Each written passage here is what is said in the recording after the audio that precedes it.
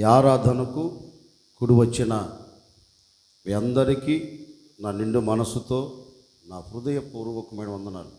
అందరికీ వందనాలు, దేవునికి స్తోత్రాలు. ప్రభువు మీకు తోడై ఉండి మిమ్మల్ని అందరినీ ఆశీర్వదించును గాక. దానియేలు గ్రంథం 6వ అధ్యాయం 28వ వాక్యాన్ని ఒక్కరు చదువుతారు. దానియేలు గ్రంథం 6వ అధ్యాయం 28వ వాక్యాన్ని చదువుతారు. చదవమ్మా. దర్యావేషపు ప్రభుత్వ కాలమందు కోరేషు ప్రభుత్వ కాలమందును వర్ధిల్లెను. హల్లెలూయా. ఇక తలెత్తి నన్ను చూడండి. ఒక క్లుప్త చిన్న వివరణ ఇచ్చి నేను ముగించేస్తాను.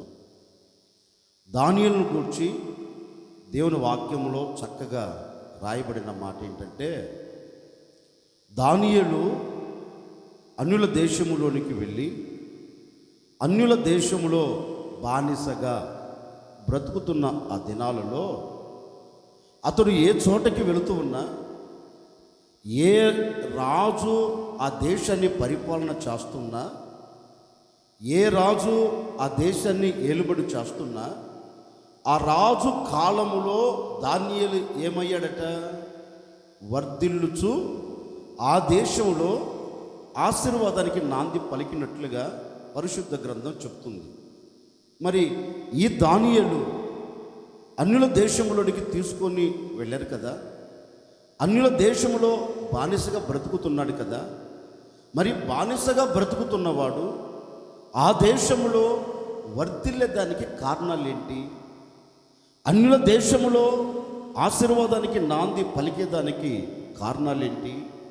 ఆ దేశంలో ఆనందకరంగా సంతోషకరంగా అడుగులు వేసేదానికి కారణాలు ఏంటి అని ఒకటి లేక రెండు మాటలు నేను క్లుప్తంగా చెప్తాను, జాగ్రత్తగా వినండి. బబులోను దేశంలో దానియేలు వర్ధిల్లేదానికి కారణాలు ఏంటి?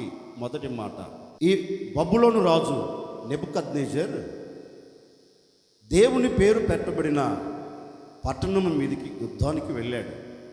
యుద్ధానికి వెళ్ళి ఆ పట్టణంలో ఉన్న బలహీనులను, బక్క చిక్కిన వారిని, మొసరి వారిని, ఎందుకు పనికి రాని వారిని అందరినీ హతమార్చి ఈ యెరూషలేము పట్టణాన్ని మొత్తం కాల్చి పడవేసి బూడిదగా చేసి ఆ దేశంలో ఉన్న యవనస్తులను, ఆ దేశంలో ఉన్న బలవంతులను అందరినీ చేత పట్టుకొని తమ దేశానికి తీసుకొని వచ్చారు.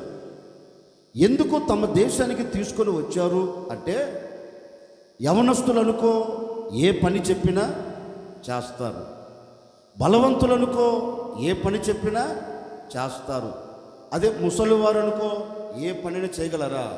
అందుకని ముసలివారిని, బలహీనులను, బక్క చిక్కిన వారిని ఎవరిని తీసుకోకుండా బలవంతులను, యవనులను తీసుకొని వచ్చి వీరి దేశంలో బానిసగా నియమించాడండి. బానిసగా వీరి మీద పెత్తనం చలాయిస్తూ ఉన్నారు ఆ దేశాన్ని పరిపాలన చేస్తున్న అధికారులు. రోజులు గడుస్తూ ఉన్నాయి. ఒకరోజు రానే వచ్చింది.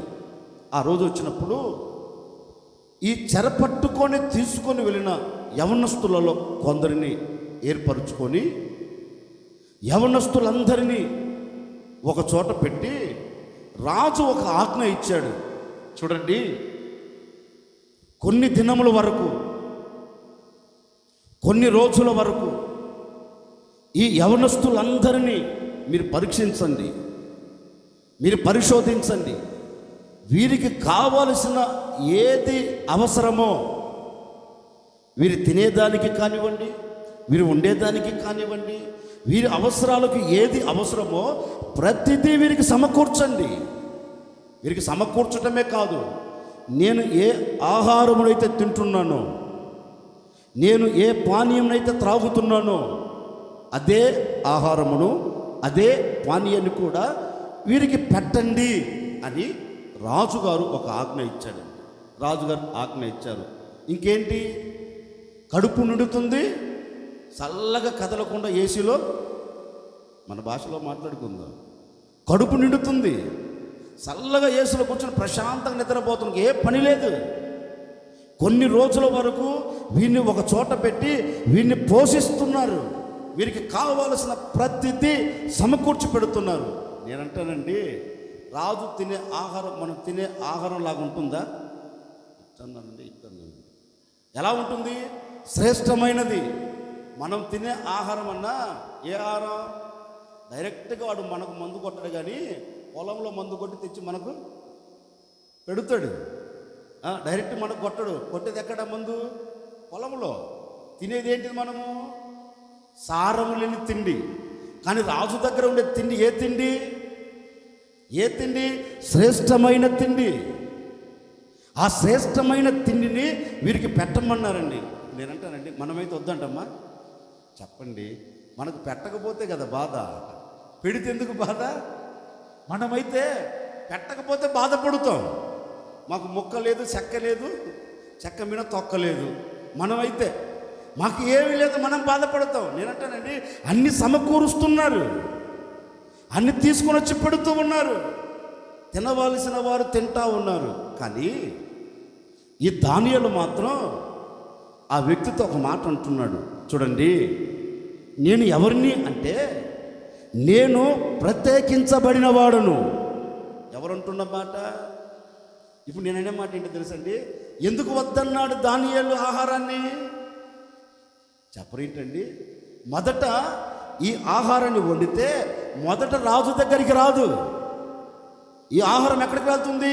వారు పూజించే దేవత దగ్గరికి వెళుతుంది, వారు కొనియాడే దేవుని దగ్గరికి వెళుతుంది. అందుకని ఈ దానియేలు అంటారు, నేను ప్రత్యేకించబడిన వాడిని, నేను లోకముతో మిళితమైపోయేవాడిని కాదు, నేను లోకములో కలిసిపోయేవాడిని కాదు. ఎందుకంటే నేను ఈ ఆహారమును తిని నన్ను నేను అపవిత్రపరుచుకోలేను. ఏ ఆహారాన్ని తిని? చెప్పరేంటండి?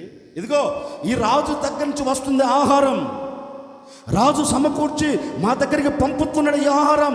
ఈ ఆహారమును తిని నన్ను నేను అపవిత్రపరుచుకోలేను. ఎందుకంటే నేను పవిత్రత కలిగిన వాడను. నేను ఎవరిని? పరిశుద్ధత కలిగిన వాడను. నేనెవరిని? పరిశుద్ధుడైన దేవునిని ఆరాధించే వ్యక్తిని. నాకు వాటికి సంబంధం లేదండి.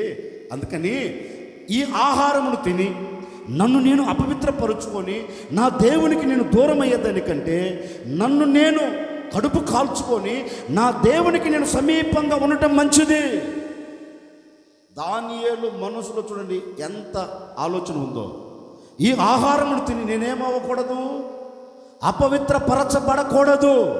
నేను ఎవరినంటే ఒక యూదుడను. నేను ఎవరిని? చెప్పరేంటంటే, యూదా దేశమునకు అధిపతి ఎవరు? యూదా దేశమునకు రాజు ఎవరు? యూదా దేశమును నిర్మించిన నిర్మాణకుడు ఎవరంటే ఆయన పరిశుద్ధుడు. కనుక నేను పరిశుద్ధుడిగా నేను బ్రతకాలి అనుకున్నాను. కనుక బాబు, వీటితో మాకు పొత్తు వద్దు, వీటితో మాకు సాంగత్యము వద్దు, అందుకని మమ్మల్ని విడిచిపెట్టండి అయ్యా, మీకు దండం పెడతాం అన్నారు.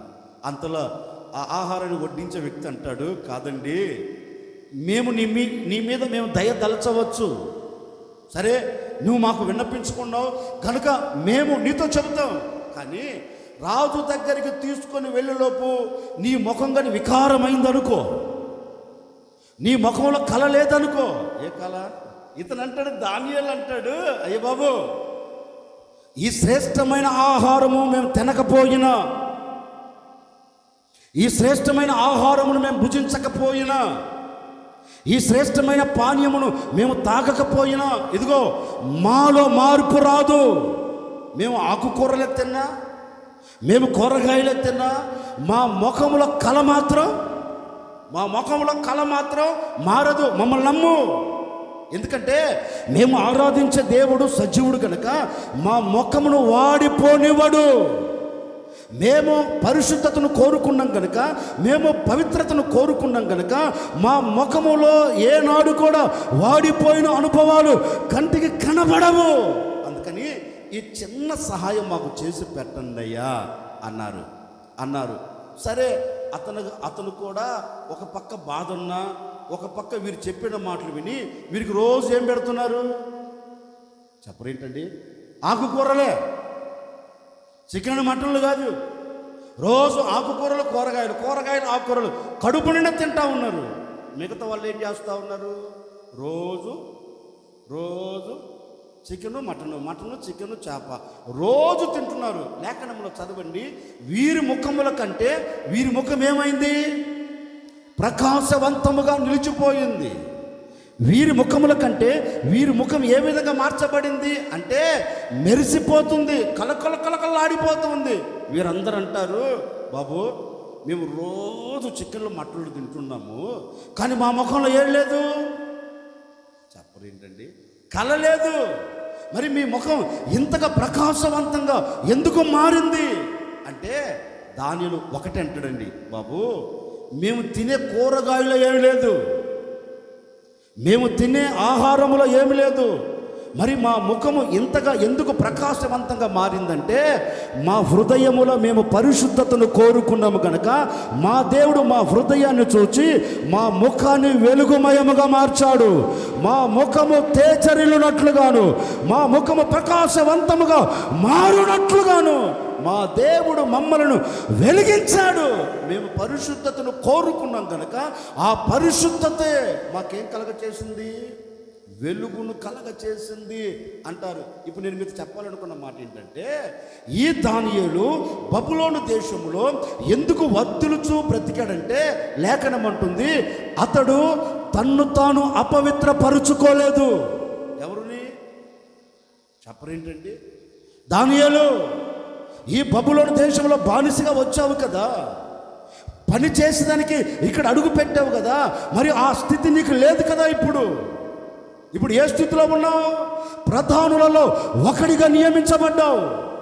ఈ దేశాన్ని శాసించే వ్యక్తిగా నిలబడ్డావు, ఈ దేశాన్ని పరిపాలించే వ్యక్తిగా నిలబడ్డావు, ఈ దేశాన్ని ఏలుబడి చేసే వ్యక్తిగా నువ్వు నిలబడడానికి కారణం ఏంటి అని దానియేలును అడిగితే దానియేలు ఒకటే చెప్తాడు, నేను పరిశుద్ధతను కోరుకున్నా, నేను పవిత్రంగా బ్రతకాలని కోరుకున్నా. ఈ అన్యుల దేశంలో నేను అడుగు పెట్టినప్పటికీ, ఈ అన్యుల దేశంలో నేను నిలిచిపోయినప్పటికీ, ఈ అన్యుల దేశంలో నేను చెర పట్టబడి ఈ ఆవరణంలో, ఈ స్థలంలో, ఈ దేశంలో నేను అడుగు పెట్టినప్పటికీ నా పద్ధతిని నేను మార్చుకోవాలా, నా పరిస్థితిని నేను మార్చుకోవాలా. ఎందుకు నేను ఈ దేశానికి వచ్చాను, ఎందుకు ఈ దేశానికి చెరపట్టబడి వచ్చాను, నా దేశములో నా దేవుని కొరకు ఎలా నడుమును బిగించి బ్రతికాను, నా దేశంలో నేను ఎలా పవిత్రంగా నేను బ్రతికాను, నా దేశంలో ఎలా పరిశుద్ధంగా నేను బ్రతికాను, ఈ దేశములోనికి వచ్చిన తర్వాత కూడా నేను అలాగనే బ్రతకాలి. నా చర్యను నేను మార్చుకోకూడదు, నా పద్ధతులు నేను మార్చుకోకూడదు అని పరిశుద్ధతకు నడుమును బిగించి, పవిత్రతకు నడుమును బిగించి ఇప్పుడు అన్యుల దేశంలో నిలబడుతున్నాడు. అందరూ లోకానికి బానిసలైనప్పటికీ కూడా తనతో వచ్చిన వారు, తనతో ఉన్నవారు, తనకు కలిగిన స్నేహితులు అందరూ లోక సంబంధమైన వాటికి బానిస అయినప్పటికీ కూడా దానిలో ఒక నిర్ణయం తీసుకున్నాడు, నేను మారకూడదు. నాతో ఉన్నవారు మారినా నేను మారకూడదు, నన్ను వెంబడించిన వారు మారినా నేను మారకూడదు.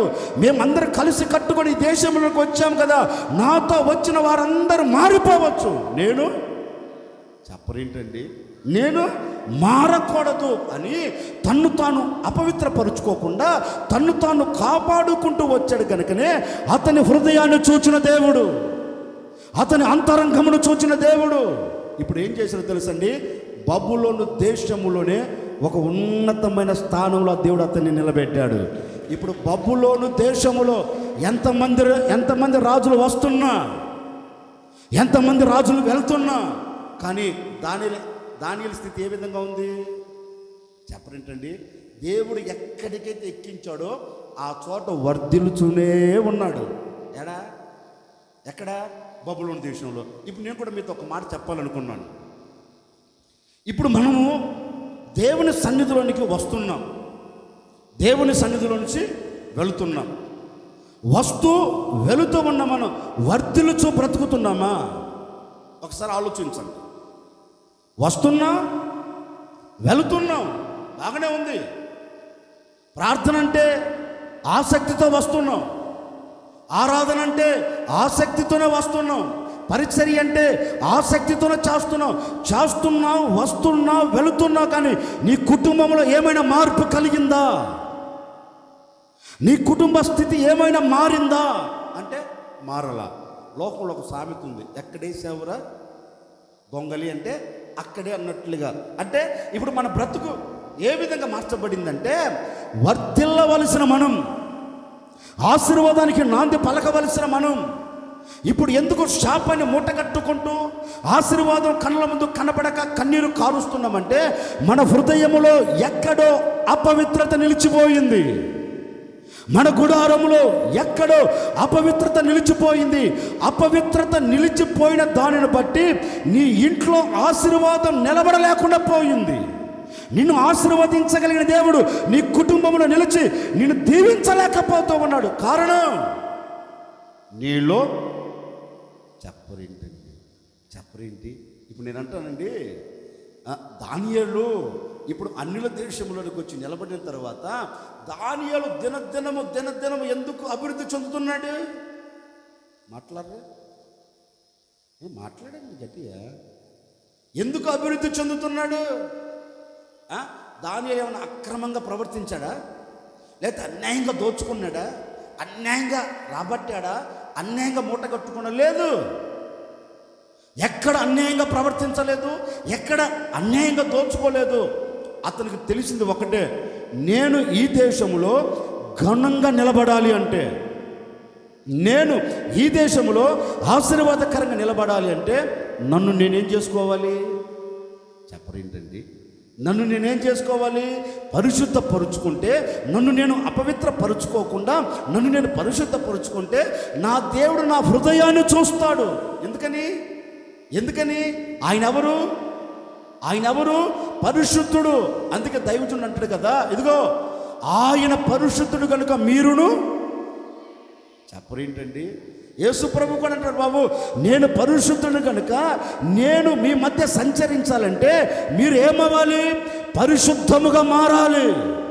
మీరు పరిశుద్ధముగా ఎప్పుడు మారుతారో అప్పుడు నేను మీ మధ్యలో ఏం చేస్తాను? ఇప్పుడు నేను అంటానండి, ఆ పరిశుద్ధుడైన దేవుడు మన కుటుంబాలలో ఉన్నాడా? నేను మిమ్మల్ని అడుగుతున్న ఒక మాట. ఆ పరిశుద్ధత కలిగిన దేవుడు మన గుడారాలలో లేకపోతే మన కుటుంబంలో ఆయన నిలిచి ఉన్నాడా అని ఒక్కసారి మనం ఆగి ఆలోచిస్తే, ఆ పరిశుద్ధత కలిగిన దేవుడు మన గుడారాలలో నిలిచిలేడు. ఎందుకు నిలిచిలేడు అంటే, మనం ఎలా ఉన్నాం? ఆలోచన మారిపోయింది, ఊహలు మారిపోయాయి, చూపు మారిపోయింది, నడక మారిపోయింది, తలంపులు మారిపోయినందువలన ఇప్పుడు మన శరీరంలో అణువణువున ప్రతి పరమాణువున నిలిచిపోయినది ఏంటంటే పాపం. ఏం నిలిచిపోయింది? చెప్పరేంటండి. ఇప్పుడు పాపముతో మనం అడుగులేసినంత కాలం పరిశుద్ధత కలిగిన దేవుడు మనతో అడుగులు వేస్తాడా? ఏదో ఒకటి అనండి త్వరగా. ఏడు కదా. ఇప్పుడు వేయకపోయినందువలన ఇప్పుడు మనకు జరిగిన నష్టం ఏంటి? మనము ఎక్కడ అడుగు పెడుతున్నా అక్కడ శాపమే, వర్ధిల్లలేకపోతున్నాం. మనము ఏది పట్టుకున్నా శాపమే, దీవెనకరంగా మలచబడలేకపోతూ ఉంది. నేను ఇలా ఉండాలి, ఇలా ఆశీర్వాదకరంగా నిలబడాలి అని తలంచుతున్నావు, కానీ ఆ తలంచిన తలంపు నీ బ్రతుకుల్లో నెరవేర్చబడట్లా. ఎందుకని అంటే, ఎక్కడో నీ హృదయంలో పాపం నిలిచిపోయినందువలన ఇప్పుడు నీవు ఏ చోట నిలబడినా క్షీణించిపోతున్నావు, కానీ వర్ధిల్లలేకపోతూ ఉన్నావు. అందుకే దైవజనుడు పౌలు కూడా ఒక మాట అంటాడు, చదువుతారన్నమాట. ఒక సంఘానికి ఒక శ్రేష్టమైన మాట రాస్తున్నాడు, చదవండి. కొరింథీ 2వ పత్రిక 7వ అధ్యాయం 1వ వాక్యం. అమ్మా ప్రియులారా, మనకు ఈ వాగ్దానాలు ఉన్నవి కనుక అదిగో దేవుని భయముతో పరిశుద్ధతను సంపూర్తి చేసుకొనుచు శరీరమునకు ఆత్మకు కలిగిన సమస్త కల్మషము నుండి మనల్ని మనమే ఏం చేసుకోవాలి? పవిత్రపరుచుకోవాలి. ఇక తలెత్తి నన్ను చూస్తారా? నన్ను చూడండి. దైవజనుడు పౌలు ఒక సంఘానికి ఒక పత్రిక రాస్తూ ఆ పత్రికలో ఒక మాట వాడుతూ ఉన్నారు. ఇదిగో ఓ కొరింథీ సంఘమా, మీరు సమాజంలో ఎక్కడ నిలబడాలి అని ఆలోచించి, నేను ఎక్కడ నిలబడినా నేను వర్ధిల్లాలి అని తలంచినప్పుడు మీకు మొదట ఉండవలసింది ఏంటంటే దేవుని భయం ఉండాలి. ఎవరి భయం? చెప్పరేంటండి? దేవుని భయం నీకు కాని ఉన్నదనుకో, ఇప్పుడు నీ మనసులో ఒక ఆలోచన కలుగుతుంది. ఏ ఆలోచన? నేను అపవిత్రపరచబడకూడదు, నేను పవిత్రంగా బ్రతకాలి, నేను పరిశుద్ధంగా బ్రతకాలి అని నీకు ఒక ఆలోచన కలుగుతుంది. దేవుని భయం మీలో లేదనుకో, మీ హృదయం ఏమవుతుంది? కల్మషముతో నింపబడుతుంది. మీ హృదయం ఏమవుతుంది? అపవిత్రతతో నింపబడుతుంది. కనుక అపవిత్రమైన మనసు మీలో లేకుండా ఇప్పుడు ఏం చెయ్యాలంటే దేవుని భయము చేత మిమ్మల్ని మీరు ఏం చేసుకోవాలి?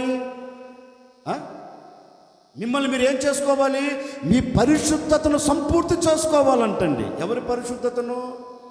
గట్టిగా చెప్పండి. ఇప్పుడు నేను కూడా మీతో ఒక మాట చెప్తున్నాను. దేవుని ఎదుట నీవు మహిమ కలిగిన సంఘముగా నిలబడి అటు ఆత్మ సంబంధంగా ఇటు శరీర సంబంధంగా నీవు వర్ధిల్లుచు బ్రతకాలి అంటే వాక్యం అంటుంది, దేవుని భయము కలిగి నీ పరిశుద్ధతను నీవు కాపాడుకోగలిగితే. అందుకే యోహాను కూడా ప్రియమైన కుమారుడికి రాస్తాడు. ఎవరికి? గాయికి ఒక మాట రాస్తాడు. అయ్యా, నీ ఆత్మ వర్ధిల్లుచున్న ప్రకారం నీవు అన్ని విషయాలలో ఏమవ్వాలి? వర్ధిల్లాలి అంటాడు. గాయకు ఒక ఉత్తరం రాస్తూ దైవజనుడు అంటారు, చూడు, నువ్వు ఆత్మ సంబంధంగా వర్ధిల్లాలి, ఆత్మ సంబంధమైన జీవితంతో పాటు శరీర సంబంధమైన జీవితంలో కూడా నువ్వు వర్ధిల్లాలి అంటే ఇప్పుడు నువ్వు ఏమవ్వాలి? నీ పరిశుద్ధతను, గట్టిగా చెప్పండి, ఏం చేసుకోవాలి? నీ పరిశుద్ధతను నువ్వు కాపాడుకోగలిగితే నీ పరిశుద్ధతను బట్టి నీ దేవుడు నేనేం చేస్తాడు? గాయే అన్ని విషయాలు నువ్వు ఆశీర్వాదకరంగా నిలబడినట్లుగా ఆయన నీ పట్ల అద్భుతం చేస్తాడు. అందుకని దేవుడు నీకు ఇచ్చిన ఆ పరిశుద్ధతను నువ్వేం చేసుకోవాలి? ఇప్పుడు నేను కూడా మీకు అదే చెప్తున్నాను. ఆ రోజు దైవ సేవకుడు గాయితో చెప్పినట్లుగా, ఆ రోజు వారితో దానియేలు చెప్పినట్లుగా ఈరోజు ఒక సేవకుడుగా మీతో కూడా నేను చెప్తున్నానండి. ఒకవేళ ఇప్పటి వరకు నీలో అపవిత్రత నిలిచిపోయి నీలో అపవిత్రమైన బ్రతుకుతో అడుగులు వేస్తూ ఇప్పటి వరకు నీ జీవితం అంతా సర్వనాశనానికి మూట కట్టుకుంటూ వెళుతూ వచ్చిందో నాకు తెలియదండి. ఇప్పటి వరకు నీ ఆలోచనలు మారిపోయినందువలనే ఎంతో నష్టం జరుగుతూ వచ్చింది. ఇప్పటి వరకు నీ ప్రవర్తన మారిపోయినందువలనే ఎంతో కష్టకాలంలో కూరుకొని పోతూ వచ్చావు. ఇప్పటి వరకు నీ జీవితం అంతా అపవిత్రతో నింపబడిపోయినందువలనే ఇప్పటి వరకు ఆశీర్వాదం లేక శాపాన్ని మూట కట్టుకుంటూ కన్నీరు కారుస్తూ వచ్చావేమో నాకు తెలియదు. ఈ ఆరాధనలో నా దేవుడు మీతో చెప్పకన చెబుతూ ఉన్నారు, ఏ వ్యక్తి అయితే తన్ను తాను పవిత్రపరుచుకుంటాడో, ఏ వ్యక్తి అయితే నా భయము కలిగి పరిశుద్ధతను కాపాడుకోగలుగుతాడో, పరిశుద్ధతను సంపూర్తి చేసుకోగలుగుతాడో, నిశ్చయముగా ఆ కుటుంబాన్ని, ఆ వ్యక్తిగత జీవితమును నేను అంచెలంచెలుగా ఆశీర్వదించబోతూ ఉన్నాను. నేను అంచెలంచెలుగా దీవెనకరంగా నిలబెట్టబోతూ ఉన్నాను. ఎవరైతే నిర్ణయం తీసుకుంటారో, ఎవరైతే మనసును మార్చుకుంటారో, ఇక నేను పాపాన్ని విడిచిపెడతాను, ఇక పాపయుక్తమైన దానిలో నేను అడుగు పెట్టను, పాపపు జోలికి నేను వెళ్ళను అని ఏ వ్యక్తి అయితే నిర్ణయం తీసుకుంటాడో తప్పక ఆ కుటుంబాన్ని నా దేవుడు అన్ని విషయాలు వర్ధిల్ల చేయబోతూ ఉన్నాడు. అన్ని విషయాలు ఆశీర్వాదకరంగా నిలబెట్టబోతూ ఉన్నాడు. దానియేలును బబులోను దేశంలో వర్ధిల్ల చేసిన దేవుడే, దానియేలును బబులోను దేశంలో హెచ్చించిన ఆ దేవుడే ఈ దినము మొదలుకొని నీవు ఎక్కడికి వెళుతూ ఉన్నా ఆ చోట నా దేవుడిని వర్ధిల్ల చేయబోతూ ఉన్నాడు.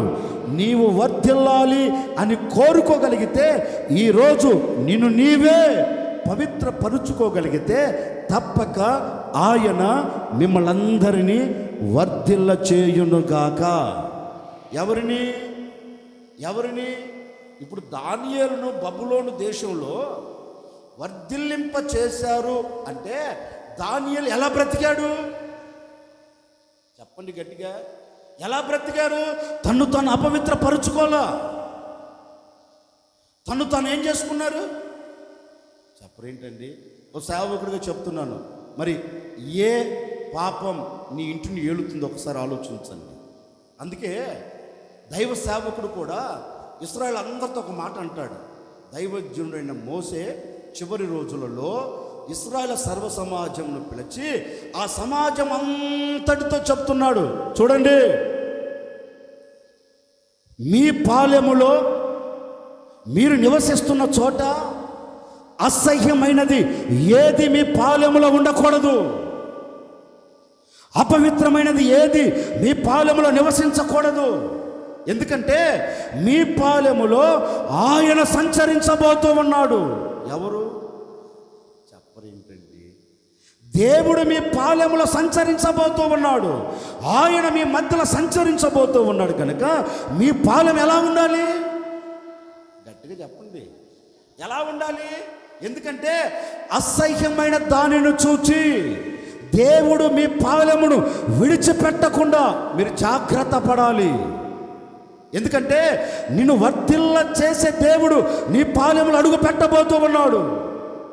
మీరు ఈ దేశములో నుండి వాగ్దానము చేయబడిన దేశంలోనికి తీసుకొని వెళ్ళగలిగిన పరిశుద్ధత కలిగిన దేవుడు మీ పాలెములో సంచరించబోతూ ఉన్నాడు. కనుక ఇప్పుడు మీ పాలెం అంతా ఎలా ఉండాలి? ఎలా ఉండాలి? నేనంటానండి, ఆ పాలెం ఏ పాలెం? వారన్నారు, నేనంటాను పాలెం అంటే ఏదే కాదు, నీ హృదయమే ఒక పాలెం, నీ గుడారమే, నీ ఇల్లే ఒక పాలెం. నేనంటాను, మరి నీ హృదయములో, నీ గుడారములో అసహ్యమైనది నిలిచి ఉందా, లేకపోతే అసహ్యమైన దాన్ని తీసి ప్రక్కన పెట్టావా? అసహ్యమైనది ఉన్నంత కాలం అంటే పాపం నీ గుడారములో, నీ జీవితంలో ఉన్నంత కాలం ఏ పాపంలో నువ్వు అడుగు వేస్తున్నావో, మరలా చెబుతూ ఉన్నాను, ఏ పాపంలో నువ్వు నిలిచిపోతున్నావో, ఏ పాపానికి నువ్వు అతకబడిపోయావో నాకు తెలియదండి. నిశ్చయముగా ఆ మరణం నీకు సమీపించక మునిపే, ఆ మరణం నీ దరిదాపులో నిలబడక మునిపే ఈరోజు నీ మనసును మార్చుకొని, నీ హృదయాన్ని పవిత్రపరుచుకొని, నీ హృదయాన్ని పరిశుద్ధపరుచుకొని దేవుని భయము కలిగి నువ్వు ప్రవర్తించగలిగితే, దేవుని భయము కలిగి నువ్వు అడుగులు వేయగలిగితే, దేవుని భయము కలిగి నీవు జీవించగలిగితే నీ జీవిత చరిత్రనే నా దేవుడు మార్చివేయబోతూ ఉన్నాడు. నీ జీవిత చరిత్ర నా దేవుడు మార్చబోతూ ఉన్నారు. ఇప్పటి వరకు శాపయుక్తమైన నీ కుటుంబాన్ని, శాపయుక్తమైన నీ జీవితాన్ని ఇక మీదట నా దేవుడు నీ హృదయాన్ని చూచి, నీ హృదయములో ఉన్న పరిశుద్ధతను చూచి, నీ హృదయములో ఉన్న పవిత్రతను చూచి నా దేవుడు ఈ దినము నుండి నిన్ను ఘనపరచడం ప్రారంభించబోతూ ఉన్నాడు, హెచ్చించడం ప్రారంభించబోతూ ఉన్నాడు. నీ స్థితిని మార్చివేయగలిగిన దేవుడు నీ గుడారములో అడుగు పెట్టబోతూ ఉన్నాడు. ఇక మీదట నీ పాలెం పరిశుద్ధంగా ఉండగలిగితే, నీ గుడారం పవిత్రంగా ఉండగలిగితే, ఆ పవిత్రమైన హృదయములో, ఆ పవిత్రమైన నీ గుడారములో నా దేవుడు నివసించి అంచెలంచెలుగా మిమ్మల్ని వర్ధిల్ల చేయబోతూ ఉన్నాడు. ఒకవేళ ఎలాంటి అపవిత్రత మీలో నిలిచి ఉందో ఈరోజు దాన్ని తీసివేసుకోగలిగితే, దేవుడు ఎన్నిసార్లు హెచ్చరిస్తున్నా, దేవుడు ఎన్నిసార్లు మాట్లాడుతూ ఉన్నా, ఒకవేళ ఇంకా నీ హృదయాన్ని పాపానికి అప్పగించుకొని ఒకవేళ అడుగులు వేసావనుకో, మరణం సమీపంగా ఉంది. ఏంటిది? చెప్పరేంటండి? నేను అంటానండి, కట్టుకున్న భర్త ఉన్నాడు కదా, కడుపున పుట్టిన కన్న బిడ్డలు ఉన్నారు కదా, భర్తను చూసుకొని పిల్లలను చూసుకొని ఆనందకరంగా ఉండవలసిన ఆవిడ ఇప్పుడు ఎవరినో ఆశించి ఎవరినో కోరుకొని ఇప్పుడు ఏమైంది? నిండు 100 ఏళ్ళు బ్రతకవలసిన జీవితం ఏమైపోయింది? మధ్యలో ఆగిపోలేదా? మధ్యలో ముగించుకోలేదా? ఇప్పుడు నేను కూడా మీతో అదే చెప్తున్నాను. నీవు ఆత్మ సంబంధంగా నీవు వర్ధిల్లి శరీర సంబంధంగా దీవెనకరంగా నిలబడి పరిశుద్ధుడైన దేవుణ్ణి చేరాలని ఆశ నీకు ఉంటే ఈరోజు ఏం చేసుకోవాలి? నిన్ను నీవే, నీ పాలెమును నీవే ఏం చేసుకోవాలి? అసహ్యమైనది ఏది నీ పాలెములో ఉండకుండా నీ పాలెమును కానీ పరిశుద్ధంగా ఉంచుకోగలిగితే ఆ పాలెంలో ఎవరు నివసిస్తారు? చెప్పరేంటండి? ఎవరు నివసిస్తారు? పరిశుద్ధుడైన దేవుడు. మాట మీకు చెప్పనా? మీకు తెలిసినయే. నాయకుడు యెహోషువ సమాజం ముందు నిలబడి ఒక మాట అన్నాడు, బాబు మీలో శాపగ్రస్తమైనది ఒకటి ఉంది. ఇంతటి అపజయానికి కారణం ఏంటంటే మీలో శాపగ్రస్తమైనది, దేవుడు నచ్చనిది, అసహ్యమైనది మీలో ఉంది. ఇప్పుడు ఏం చేయాలి? మీరు దానిని తీసివేయండిరా. ఎవడో దాన్ని తెచ్చి పెట్టుకున్నాడు, వచ్చి చెప్పండిరా, మనం జయమును చూస్తాము, అపజయమును చూచినది చాలు అంటే ఆకాన్ ఏం చేశాడు? నాకేం తెలియదు అన్నట్లుగా కూర్చున్నాడు. ఎవరు? ఆకాను నాకేం తెలియదు అన్నట్టుగా కూర్చున్నారు. ఎవర్రా చెప్పండిరా? తెలియదు. ఎవరు తెచ్చారు? తెలియదు. ఒక శాపం రానివు అని మౌనంగా ఉన్నారు. నేను ఆలేనా? మీరు ఆకానమ్మలు కాదు, ఏ కానమ్మలు? చెప్పరేంటండి? ఏమో తెలియకుండా మనుషులు మాత్రం. మీ మనసు ఎక్కడుంది? నన్ను అడగద్దు. మీ మనసులో ఎక్కడ మీకు తెలుసు కదా. నేను అంటానండి, హెచ్చరిస్తూనే ఉన్నాడు. ఎవడో చెప్పనరా? చెప్పారా? చెప్పలా. ఏముంది అక్కడ? ఏముంది? శపితమైనది. బైబిల్ చెప్తున్నమాట, శపితమైనది ఆ చోట ఉంది. వెంటనే హెచ్చరించాడు. లోబడకపోయినందువల్ల జరిగిన నష్టం ఏంటి? రాళ్లతో కొట్టి చంపారు. రాళ్లతో కొట్టి చంపి అగ్నితో ఏం చేశారు? చెప్పరేంటండి? కాల్చి పడవేశారు. నేనంటే ఆకాను, ఈ స్థితి నీకెందుకు ఆకాను? ఈ పరిస్థితి నీకెందుకు ఆకాను? ఒప్పుకొని విడిచిపెట్టింటే కనికరమును పొందేవాడివి కదా. ఒప్పుకొని విడిచిపెట్టింటే దేవుడు నిన్ను కాపాడేవాడు కదా. ఒప్పుకొని విడిచిపెట్టింటే నీవు సమాజంలో ఆశీర్వాదకరంగా నిలబడేవాడివి కదా. ఎందుకు ఇంత పాపానికి మూట కట్టుకున్నావంటే ఎవరికి తెలుస్తుందో అనుకున్నాను. ఎవరు చూస్తున్నారులే అనుకున్నాను. ఎవరు పట్టుకుంటారులే అనుకున్నాను. ఎవరు నా సంగతి ఎవరికి తెలుస్తుందిలే అనుకున్నాను. కానీ ఎవరు చూడకపోయినా ఏమండి, నిన్ను పట్టుకొని బయటికి తీసుకొని రాగలిగిన దేవుడు నిన్ను చూస్తున్నాడు. ఎవరిని? గట్టిగా చెప్పు. నిన్ను పట్టుకొని నీ పరిస్థితిని చూచి నిన్ను బయటికి తీసుకొని రాగలిగిన దేవుడు నిన్ను చూస్తూ ఉన్నాడు. ఆ దేవుని చేతుల్లో నుండి ఎవరు నేను ఆకని తప్పించుకున్నాడేంటి? తప్పించుకోవాలి. ఎందుకని? శపితమైన దాన్ని విడిచిపెట్టక, శపితమైన దాన్ని ప్రేమించి అడుగులు వేసినందువలన ఎంతో నష్టం జరిగింది. నేనంటాను, ఆ స్థితి నాకు ఉండకూడదు. ఆ స్థితి ఇక్కడ కూర్చున్న మీకు ఉండకూడదు. ఆ స్థితిలో మనము నిలిచిపోకూడదు. ఆ స్థితిలో నిలబడకుండా దేవుని చేత హెచ్చించబడే అనుభవంలోనికి మనము రావాలి అంటే మనమందరం కోరుకోవలసినది ఏంటి? మనమందరం ఆశించవలసినది ఏంటి? దానియేలు ఆశించినట్లుగా, ఇదిగో ఈ ఆహారమును తిని నన్ను నేను అపవిత్రపరుచుకోలేను. ఈ ఆహారమును తిని నన్ను నేను అపవిత్రపరుచుకోలేను. కనుక నన్ను నేను పరిశుద్ధపరుచుకునేదానికి నేను దేనినైనా విడిచిపెడతా, దేనికైనా నేను దూరం అవుతా అని దూరం అయ్యాడు, తన్ను తాను కాపాడుకున్నాడు కనుకనే అతని స్థితిని చూచిన దేవుడు అతన్ని తీసుకుని ఎక్కడ కూర్చోబెట్టాడు చెప్పరేంటండి? బబులోను దేశములో ప్రధానులలో ఒక్కడిగా ఇతన్ని తీసుకొని వెళ్ళి అక్కడ కూర్చోబెట్టాడు. ఇప్పుడు దానియేలు ఏంటి, ఇక్కడ ఉన్నవాడివి, బానిసగా ఉన్నవాడివి, ఆ స్థితులకు ఎందుకు వెళ్ళావంటే దానిలో ఒక్కటే అంటాడు, నా పవిత్రతను.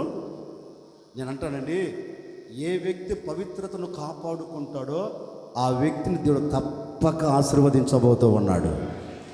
పవిత్రతను కాపాడుకున్న కుటుంబాన్ని విడిచిపెట్టడాయన, పవిత్రతను ఆశించిన కుటుంబాన్ని విడిచిపెట్టడాయన, పవిత్రంగా బ్రతకాలని నిర్ణయం తీసుకున్న ఏ ఒక్కరినైనా విడిచిపెట్టుటకు అన్యాయస్తున్న దేవుడు కాదు. ఈ ఉదయకాల సమయంలో నీ మనస్సును మార్చుకొని దానియేలు వలె నన్ను నేను కాపాడుకోవాలి, నా జీవితమును నేను కాపాడుకోవాలి, నా కుటుంబాన్ని నేను కాపాడుకోవాలి, ఈ లోక సంబంధమైన మాలిన్యం అంటకుండా నన్ను నేనే దేవుని కొరకు సమర్పించుకోవాలి, నడుమును బిగించాలి, దేవుని కొరకు నిలబడాలి అని కోరుకోగలిగితే, ఒక సేవకుడుగా నిన్ను మనసుతో నేను కోరుకొని మిమ్మల్ని ఆశీర్వదిస్తున్నానండి. ఈ దినాన ఎందరైతే పవిత్రంగా బ్రతకాలని కోరుకుంటున్నారో ప్రతి ఒక్కరిని నా దేవుడు అంచెలంచెలుగా ఆశీర్వదించబోతూ ఉన్నాడు, దీవెనకరంగా మార్చబోతూ ఉన్నారు, నలుగురిలో విలువగా నిలబెట్టబోతూ ఉన్నారు. తల ఎత్తుకొని బ్రతుకున్నట్లుగా, తల ఎత్తుకొని తిరుగునట్లుగా దేవుడు మీకు ఘనతను కలగచేయబోతూ ఉన్నారు. ఆ ఘనత నీకు, నీ గుడారమునకు కలగాలి అంటే నిన్ను నీవు ఏం చేసుకోవాలి? గట్టిగా చెప్పండి, పరిశుద్ధపరుచుకోవాలి. ఆ పరిశుద్ధత నువ్వు ఆశించినప్పుడు తప్పక దేవుడు ఏం చేస్తాడు? నిన్ను చెప్పరేంటండి? సేవకుడిగా మనసారా కోరుకుంటున్నానండి, అలాంటి పరిశుద్ధత ఈ సంఘంలో ప్రతి ఒక్కరికి నా ప్రభు దయచేయునుగాక. ఆమేన్ అనడం చాలా సులభం, నిజం, ఖర్చు లేని పని కదా. ఆమేన్ అంటే చాలా సులభం, కానీ నీ మనసును పవిత్రంగా ఉంచుకోవడానికి చాలా చెప్పరేంటండి, చాలా చాలా కష్టం.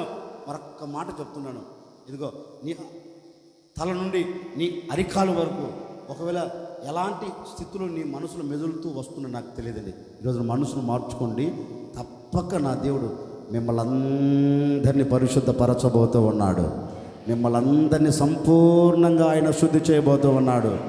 ఏ కల్మషం లేకుండా కడిగి వేయబోతూ ఉన్నాడు, ఏ అపవిత్రత లేకుండా శుద్ధి చేయబోతూ ఉన్నారు.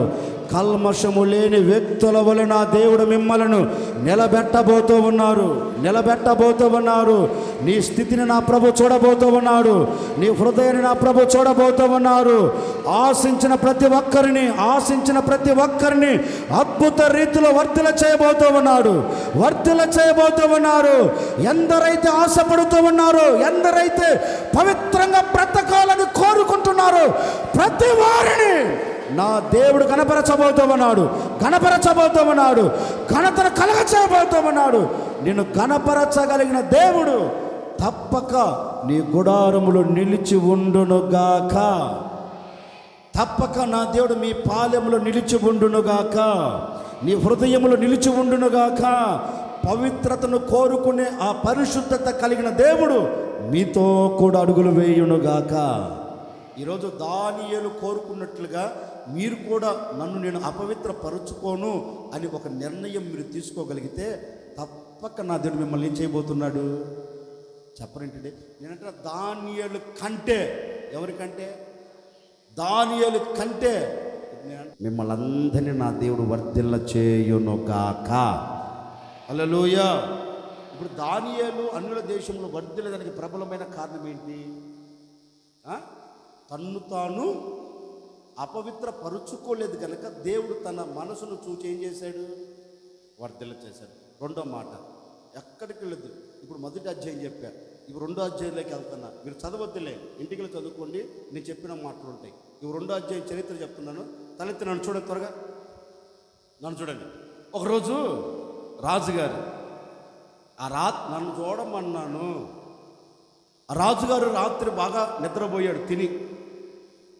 ఒక కళ వచ్చింది రాజుగారికి, ఒక కళ వచ్చింది. ఈ కళ వచ్చి ఉదయాన్నే లేచిన మరుక్షణ కళ ఏమైపోయింది? మాయమైపోయింది. రాజుగారు మర్చిపోయాడు. ఇక రాజుగారు ఉదయంలో వేదన ఏంటిది? కలవరం ఏంటిది? బాధ. అయ్యో, రాత్రి వచ్చిన కళ మామూలు కళ కాదు, నేను ఎలా మర్చిపోయాను, ఇప్పుడు ఎలా అని బాగా వ్యాకుల పడుతూ కుమిలిపోతూ ఆ దేశంలో ఉన్న గారడి వాళ్ళను, శకునగాండ్రులను, జ్ఞానవంతులను, కల్దీయులను అందరిని పిలువడంపించి ఒక మాట అడిగాడు. చూడండి, రాత్రి నేను కలగన్నా, ఇప్పుడు ఆ కలభావం మీరు చెప్పాలి అన్నారు. అంతలో వీళ్ళందరూ గారడివారు, శకునగాండ్రు, కల్దీయులు, జ్ఞానవంతులు అందరూ కలిసి, బాబు మీరు ఏది చెబుతారో తప్పక మేము దాని భావం చెప్తామన్నారు. రాజుగారు వీళ్ళ గుండెలు పగిలిపోయే మాట చెప్పాడు. కళ అయితే కన్నను కానీ నేను మర్చిపోయా, కానీ ఇప్పుడు మీరేం చేయాలి? నేను కనిన కళను మీరు చెప్పాలి, దాని భావం నేను అంటానండి. ఇలాంటి దేవుళ్ళా, ఇలాంటి దేవుళ్ళ ఇప్పుడు నేను కనిన కళను మీరు ఏమైనా చెప్పగలరా? వాళ్ళంటారు, బాబు నీకు దండం పెడతాం స్వామి, ఈ కళ కానీ నువ్వు చెబితే భావం మేము చెబుతాం. ఇప్పుడు నువ్వు కన్న కళ మాకేం తెలుసు, ఆ కళ ఎలాంటి కళ మాకేం తెలుసు, ఇది మా వల్ల అయితే కాదు. ఒక మాట చెప్తున్నాను రాజు, మా వల్లే కాదు, ప్రపంచంలో ఏ జ్ఞానవంతుడు కూడా దీనిని చెప్పలేడు. ప్రపంచంలో ఏ గారడివాడు ఈ విషయంలో చెప్పలేడు. ఎందుకంటే కళ కనింది నీవు, అది మాకేం తెలుసు. భావం చెప్పమంటే చెబుతాం, కళను మాత్రం మేము చెప్పలేమయ్యా. ప్రపంచంలో ఎవరి వలన కాదు. రాజుకు బీపీ రేగింది. రే, మీరు గాని చెప్పలేదంటే ఖచ్చితంగా నేను మిమ్మల్ని ఏం చేస్తా? చంపేస్తా. వాళ్ళంటారు, దండం పెట్టి కాళ్ళు పట్టుకున్నారు, బాబు మమ్మల్ని వదిలిపెట్టండి అయ్యా, ఇది మా వల్ల కాదు, మా వల్ల కాదు. ఒకవేళ మీరు చెప్పకపోతే ఇది మాత్రం వాస్తవం, చంపడం ఖాయం. రాజుగారు ఆజ్ఞ జారీ చేశారండి. వీళ్ళు చెప్పలేదు, రాజుగారు ఆజ్ఞ జారీ చేశారు. సరే, వీరితో పాటు ఎవరు? గారుడి వారితో పాటు, శకునగారితో పాటు, జ్ఞానవంతులతో పాటు, కల్దీయులతో పాటు ఈ నలుగురు యవనస్తులను కూడా చంపాలని రాజు శాసనాన్ని పంపించేశాడు.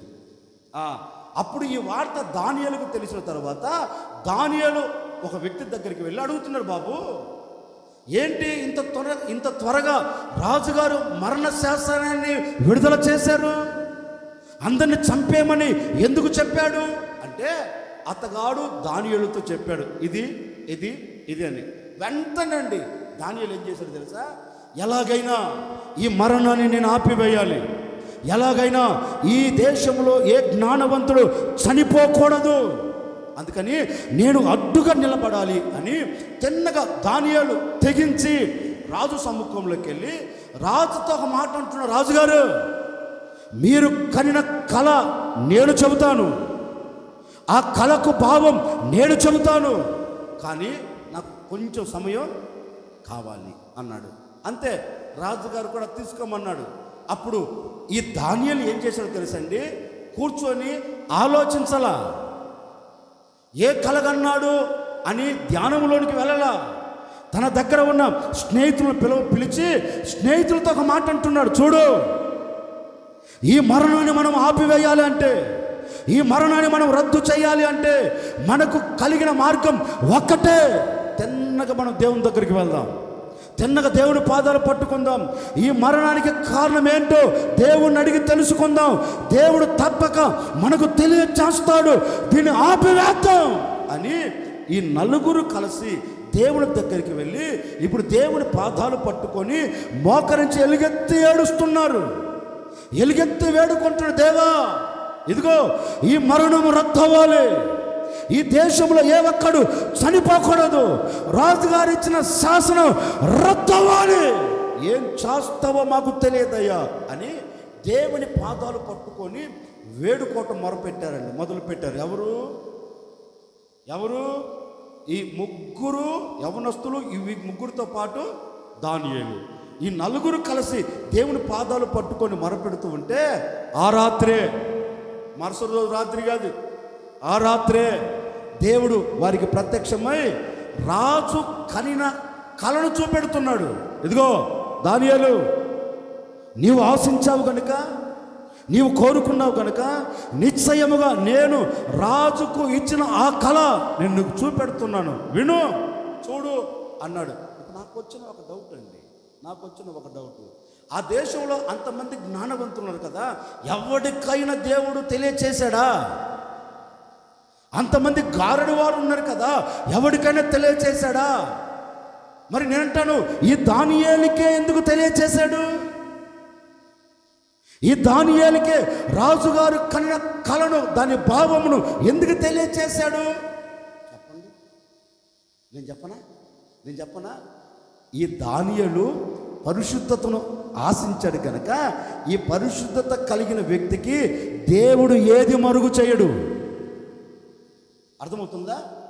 పరిశుద్ధత కలిగిన వ్యక్తికి ఏది మరుగు చేయడు. ఎందుకంటే ఇతని మనసు ఎవరి మనసు వలె ఉంది? దేవుని మనసు వలె ఉంది. ఇతని హృదయం ఎవరి హృదయము వలె ఉంది? దేవుని హృదయము వలె ఉంది కనుక దేవుడు ఏది మరుగు చేయడు. మరుగు చేయకుండా ఇప్పుడు దానియేలుతో చెప్తున్నాడు, దానియేలు ఏం లేదు, ఇది ఇక అంతే. ఆ రాత్రే దానియేలు ఏం చేశాడో తెలుసండి? వెంటనే ప్రార్థన ఆపేసి ఇప్పుడు పరలోకమందున దేవునిని స్తుతించడం ప్రారంభించాడండి. గట్టిగా కొట్టండి, ఒకసారి గట్టిగా కొట్టాలి. ఇప్పుడు దానియేలు ఏం చేస్తున్నాడు? అయ్యా, నేను మొరపెట్టగా, నేను వేడుకొనగా వెంటనే నీవు నాకు ఉత్తరం ఇచ్చావు. ఈ ఆపదల మధ్య నుంచి నేను నీ పాదాలు పట్టుకొనగా వెంటనే నాకు కార్యాన్ని నెరవేర్చుటకు నీవు నాకు ప్రత్యక్షమై ప్రతిదీ తేట తెల్లగా నీవు చూపించావు కనుక ఇప్పుడు నేను నిన్నేం చేస్తున్నాను? స్తుతించుచున్నానని వెంటనే దానియేలు ఏం చేశాడు? 2వ అధ్యాయం 19వ వాక్యం త్వరగా చదవండి. అంతట రాత్రి యందు దర్శనము చేత ఆ మర్మము దానియేలునకు బయలుపరచబడెను కనుక దానియేలు పరలోకమందున్న దేవునిని స్తుతించడం ప్రారంభించాడండి. దేవునికి స్తోత్రం. గట్టిగా చెప్పండి. ఇప్పుడు నేనంటానండి, రాజుగారు కన్న కళ అంతటి ఇప్పుడు ఎవరికి చూపిస్తున్నాడు దేవుడు? దానియేలుకు చూపించిన మరుక్షణం ఇప్పుడు దానియేలు ఏం చేస్తున్నాడు? వెంటనే దేవుని సన్నిధిలోనికి వెళ్ళి ఇప్పుడు దేవుణ్ణి స్తుతిస్తున్నాడు, దేవుడిని కనపరుస్తున్న ప్రభువా, ఈ ఆపదల మధ్యలో నేను నీకు మొరపెట్టగా నీవు నాకు ఉత్తరం ఇచ్చావు. ఇదిగో గూఢమైన సంగతులన్నిటి నువ్వు నాకు బయలుపరిచావు. అందుకని ఇప్పుడు నేను నిన్నేం చేస్తున్నాను? ఒక మాట చెప్పనా? దానియేలును దేవుడు ఎందుకు వర్ధిల్ల చేశాడు అంటే, దానియేలు ప్రతికూలతలో దేవుని ఏం చేస్తాడు? స్తుతిస్తాడు. అనుకూలతలో దేవుని ఏం చేస్తాడు? ఇప్పుడు నేనంటానండి, ప్రతికూలత కలిగితే మనం దేవుని స్తుతిస్తున్నామా? చెప్పడు ఏంటండి? దానియేలు చేసింది అదే. మరణ వార్త వినబడిన మరుక్షణం నేను దేవుని నమ్మాను, ఈ మరణం నా దగ్గరికి వచ్చిందని కుమిలిపోలా. నేను దేవుని ఆశ్రయించాను, దేవుని వెంబడించాను. ఈ కష్టకాలం నాకెందుకు?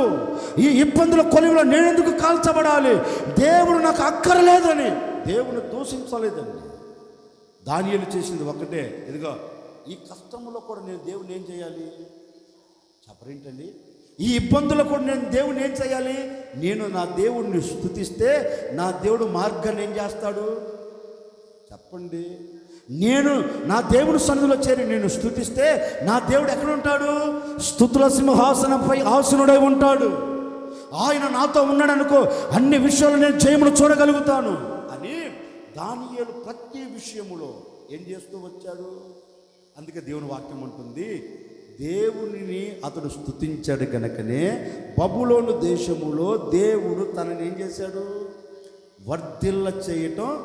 ఇప్పుడు నేను కూడా మీతో అదే చెప్తున్నాను. ఒకవేళ ఇంతకాలం ఒక మాట మీరు చెప్పండి, ఇంతకాలం కష్టం కలిగింది కదా, కొన్ని దినాలు కష్టం కలిగినప్పుడు దేవుణ్ణి స్తుతించావా? స్తుతించుకుని ఆపేసావా? నిజాలు చెప్పండి. ప్రార్థన చేసి చేసి చేసి విసిగిపోయావు, కార్యం జరగల, ఇంకా ఏం చేస్తామని సత్కెలపడ్డావా? అలాగే మొరపెట్టడం ప్రారంభించావా? ఏం మాట్లాడరేంటండి? ఒక కార్యం జరగలేదండి, ఒక కార్యం నెరవేర్చబడలేదండి. అది నెరవేర్చబడకపోయినందువలన వెంటనే నువ్వేం చేసావు? ఇక ఏం చేస్తానులే ప్రార్థన, ఇంకేం చేస్తానులే దేవుని సన్నిధిలోకి వెళ్ళి ఏం మొరపెడతావులని వెనకంజ వేస్తున్నావా? లేకపోతే దేవుడు చేసేంత వరకు దేవుని పాదాలు పట్టుకొని నువ్వు ఆయన స్తుతిస్తున్నావా? ఒకసారి ఆలోచించండి. నేను అనే మాట ఏంటంటే, ఇది జరగలేదని వెనకంజ వేస్తూ వచ్చావు, అందుకే ఎక్కడికి వెళ్ళినా ఆశీర్వాదాన్ని చూడలేకపోతూ వచ్చావు. ఇంతకాలం నేను దేవుని స్తుతిస్తున్నాను, ఇంతకాలం నేను దేవుని మొరపెడుతూ ఉన్నాను, కానీ కార్యం నెరవేర్చబడట్లేదని వెనకంజ వేస్తూ వచ్చావు. అందుకనే ఏ దీవెన మానవుడి నైజం ఏంటంటే, మేలు జరిగి తప్ప ఎంత ఆనందమో కదా, అందరిని పిలుస్తాం, టామ్ చేస్తాం. దేవుడు నాకు ఈ కార్యం చేశాడంట, అది చేయకపోతే ఏమంటే మూతి 3 అంకలు పోయి మూలను కూర్చొని ఇక మూలుగుతా ఉంటావు. దేవుడు నాకేం చేశాడంట, దేవుడు నాకేం చేయలేదంట, నేను ఎందుకు వెళ్ళాలి చర్చికి, నేను ఎందుకు వెళ్ళాలి ప్రార్థనకి, నేను ఎందుకు వెళ్ళాలి దేవుని సన్నిధిలోనికి అని ఏం చేస్తాం? మనకు మూలుగులు ఎక్కువ అవుతాయి. అవునా కదా నేను చెప్పేది? మనకు మూలుగులు ఎక్కువ అవుతాయి. కానీ దానిలో అది చేయలా. ప్రతికూలతలు కలిగాయి. ప్రతికూలతలు కలుగుతున్నప్పటికీ కూడా దానియేలు ఒక నిర్ణయం తీసుకున్నాడు. ఎలాంటి పరిస్థితుల మధ్యలో అయినా నా దేవుని నేను, అందుకే యేసన్న గారు కూడా ఒక పాట రాశారు. ఏం పాట? పాడండి, తెలియదా? జలాశయములు భరించలేని జల ప్రళయములను స్తుతి ఆపెనే. ఏమాపిందంట? దేనిని నేనంటాను, జలాలనే స్థుతి ఆపితే నీ ఎదుట నిలబడి నీ మీద విరుచుకపడుతున్న ఆటంకాలను స్థుతి ఆపివేయలేదా? నీ ఎదుట నిలబడి నిన్ను కలవర పెడుతున్న ఆటంకాలను ఆపివేయలేదా? నిన్ను కృంగదీస్తున్న పరిస్థితులను ఆపివేయలేదా? ఇదిగో నీవు స్తుతించకపోయినందువలనే నేటి వరకు ఇవి ఎదురుగా నిలబడి నిన్ను కృంగదీస్తూ వచ్చాయేమో నాకు తెలియదు. ఈ ఆరాధన ముగింపులో నీవు తీసుకోవాల్సిన నిర్ణయం ఏంటో తెలుసండి. నీవు దేవుని గాని స్తుతించగలిగితే, దేవుని పాదాలు పట్టుకొని మొరపెట్టగలిగితే, దేవుని పాదాలు పట్టుకొని నీ కష్టకాలంలో ప్రభువా వీటి మధ్య నుంచి నువ్వు నన్ను తప్పించండి దేవుని స్తుతించడం నీవు ప్రారంభించగలిగితే, ఈనాటి వరకు ఈ క్షణం వరకు నిన్ను తరుముతున్న ప్రతి ఆటంకాలు నా దేవుడు అణచివేయబోతూ ఉన్నాడు. ప్రతి ఆటంకాలన్నిటినీ పాదముల క్రింద నా దేవుడు ఉంచబోతూ ఉన్నారు. వాటన్నిటి మీద నా దేవుడు నీకు జయమును అనుగ్రహించబోతూ ఉన్నారు. ఎవరి నోట స్తుతి ఉంటుందో, ఎవరి మనసులో స్తుతి ఉంటుందో, ఎవరి కుటుంబాలలో, ఎవరి గుడారాలలో స్తుతి ఉంటుందో, ఆ స్తుతి మీ ఇంటి స్థితిని నా దేవుడు మార్చి వేయబోతూ ఉన్నారు. నిశ్చయముగా నీ స్థితిని మార్చి వేయగలిగిన దేవుడు నీతో ఉండాలని కోరుకున్నారు, నీతో అడుగులు వేయాలని ఆశించారు. ఆ స్థితిలోనికి నువ్వు రావాలని నీవు స్తుతించడం ప్రారంభించగలిగితే నిశ్చయముగా నా దేవుడు నిన్ను అన్ని విషయాల్లో వర్ధిల్ల చేయబోతూ ఉన్నారు. అన్ని విషయాలు నా దేవుడు మిమ్మల్ని అందరినీ హెచ్చించబోతూ ఉన్నారు. ఆ స్థితిలోనికి నీవు రావాలి అంటే ఈరోజు నువ్వేం చేయాలి? కష్టం కలిగినా, బాధ కలిగినా నువ్వు స్తుతించడం ప్రారంభిస్తేనండి ఆ స్థుతి నిన్నేం చేస్తుంది? తిన్నగా తీసుకొని వెళ్ళి ఉన్నతమైన స్థితిలో, ఉన్నతమైన నా స్థితిని మార్చిన స్తుతులతో నా హృదయము పొంగి పొల్లేని. అంటే యేసన్న గారి స్థితిని మార్చింది ఏంటి? చెప్పండి గట్టిగా. యేసన్న గారి స్థితిని మార్చింది స్తుతి. ఆ స్తుతి వల్ల ఇప్పుడు యేసన్న గారి హృదయం ఏమైంది? ఉప్పొంగింది. అందుకే ఆయన పాట రాసుకున్నాడు, అయ్యా ఒక్కప్పుడు నా స్థితి ఎక్కడా? బానిసత్వము, దానియేలు వలె. ఒక్కప్పుడు నా స్థితి ఎక్కడా? మురికి కాలువల దగ్గర. ఒక్కప్పుడు నా స్థితి ఎక్కడా? పందులతో. ఒక్కప్పుడు నా స్థితి ఎక్కడా? కుక్కలతో. ఒక్కప్పుడు నా స్థితి ఎక్కడా? రక్తము కక్కుకుంటూ తిరుగుతున్న స్థలాలు ఎన్నో. ప్రాణం. ఒకప్పుడు నా స్థితి ఎక్కడా? ఏ క్షణము ప్రాణం పోతుందో తెలియని నా స్థితిని ఇప్పుడు ఎలా మార్చావు? చెప్పరేంటండి? నా స్థితిని నువ్వు మార్చి ఉన్నతమైన స్థితిలో నన్ను నిలబెట్టావయ్యా. అందుకే ఇప్పుడు నేను ఏమయ్యాను? హృదయం ముందు సంతోషిస్తున్నాను. నేనంటానండి, యేసన్న గారిని ఆరాధించే దేవుణ్ణి కదా నువ్వు ఆరాధించేది. యేసన్న గారు కొనియాడిన దేవుణ్ణి కదా నువ్వు కొనియాడేది. యేసన్న గారిని రక్షించిన దేవుడే కదా నేను రక్షించింది. మరి యేసన్న గారి స్థితి మార్చిన దేవుడు నీ కుటుంబ స్థితి ఎందుకు మార్చడు? యేసన్న గారి జీవితాన్ని మార్చిన దేవుడు నీ కుటుంబపు జీవితాన్ని ఎందుకు మార్చడు? నీ భర్త జీవితాన్ని ఎందుకు మార్చడు? నీ భార్య జీవితాన్ని ఎందుకు మార్చడు? మీ పిల్లల జీవితాన్ని ఎందుకు మార్చడు? ఎందుకు మార్చడు? ఏంటండి, పక్షపాతి అయినా కాదు కదా. ఆయన ఎవరు? అందరినీ అంతటా సమానంగా నిలబెట్టే దేవుడు కదా. ఆయన ఆశించాడు నాకు సమాన సంపూర్ణతలకు నా ప్రజలు రావాలని. ఆయన కోరుకున్న కోరిక ఏంటి తెలుసండి? నా వలే నా బిడ్డలు ఉండాలని కోరుకున్నాడు. మరి ఆశించిన దేవుడు నీ స్థితిని ఎందుకు మార్చడు? మార్చడా? ఈ ఆరాధనలో ఒక సేవకు నిన్ను మనసుతో కోరుకొని మిమ్మల్ని ఆశీర్వదిస్తున్నానండి. ఒకవేళ ఇప్పటి వరకు నీ స్థితి ఎక్కడ పడిపోయిందో, ఒకవేళ ఇప్పటి వరకు నీ పరిస్థితులు ఎలా మారాయో, ఒకవేళ నా అనుకున్న వారు అర్థం చేసుకోక, నీతో ఉన్నవారు అర్థం చేసుకోక, ఒకవేళ నీ స్థితిని అలాగే పాతాళములోనికి త్రొక్కి వేయాలని కంకణము కట్టుకున్నారేమో, నాకు తెలియదండి. ఓ సేవకుడు చెబుతున్నాను, నువ్వు ఎక్కడ పడిపోయావో అక్కడే నా దేవుడు మీ స్థితిగతులను మార్చివేయబోతూ ఉన్నాడు. మీ పరిస్థితులను మార్చివేయబోతూ ఉన్నాడు. నిశ్చయముగా అదే చోట నా దేవుడు మిమ్మల్ని ఘనముగా నియమించబోతూ ఉన్నారు. ఘనముగా నియమించబోతూ ఉన్నారు. నీ హృదయం ఆనందపడబోతూ ఉంది. నీ హృదయం సంతోషపడబోతూ ఉంది. అలాంటి అద్భుతమైన కార్యం నా దేవుడు మీ గుడాల పట్ల నెరవేర్చబోతూ ఉన్నాడు. నెరవేర్చబోతూ ఉన్నారు. నీవు ఆనందపడబోతూ ఉన్నావు, సంతోషపడబోతూ ఉన్నావు. ఆనంద గానములతో నీవు దేవునిని స్తుతించబోతూ ఉన్నావు. అంతటి కార్యమును చేయుటకు సర్వశక్తి కలిగిన దేవుడు నీ గుడారం పట్ల కార్యమును నెరవేర్చబోతూ ఉన్నాడు. తప్పక ఈ దినమే నా దేవుడు నీ స్థితిని మార్చి అనేకుల మధ్యలో తప్పక నా దేవుడు మిమ్మల్ని అందరినీ హెచ్చించబోతూ ఉన్నారు. ఆ స్థితిలోనికి నా దేవుడు మిమ్మల్ని తీసుకొని రావాలి అంటే నీ నోట ఏముండాలి? స్తుతి. ఏం అక్కర్లేదు. నువ్వు దాన ధర్మాలు చేయవలసిన పని లేదు. నిలువు దోపులు, ఆ దోపులు, అడ్డ దోపులు, ఈ దోపులు చేయవలసిన పక్కర్లేదు. మనసారా నువ్వు ప్రభువుని ఆరాధించగలిగితే, మనసారా ప్రభువుని నువ్వు స్తుతించగలిగితే, మనసారా ప్రభువుని నువ్వు కీర్తించగలిగితే నీ స్తుతుల మీదకి ఆయన ఏమవుతాడు? చెప్పరేంటండి? ఆశీనుడు అవుతాడు. మరి నీ స్తుతుల పైన ఆశీనుడు అయితే కొదవేమనుందా? చెప్పరేంటండి? నీ స్తుతుల మీదకి ఆయన దిగి వస్తే నీకు ఏమైనా ఇబ్బందులు కలుగుతాయా? అందుకే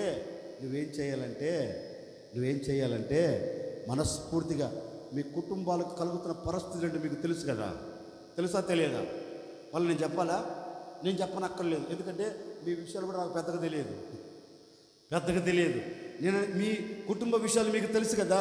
మీ ఇంట్లో పరిస్థితులు మీకు తెలుసు కదా. వాటన్నిటినీ నువ్వు జయించి నీ హృదయం ముందు సంతోషకరంగా నువ్వు అడుగులు వేయాలంటే ఇది ఒకే ఒక్క నిర్ణయం. నువ్వు దేవుని మనసారా స్తుతించగలిగితే ఆ స్తుతి మీ స్థితిగతులన్నిటిని మార్చివేయబోతూ ఉంది. కొట్టండి గట్టిగా కొట్టు. సచ్చ దెబ్బలు ఎందుకు కొట్టు గట్టిగానే. ఏం చేయబోతుంది? ఈరోజు మనసారా నువ్వు స్తుతించడం నేర్చుకో. ఎక్కడికి వచ్చి?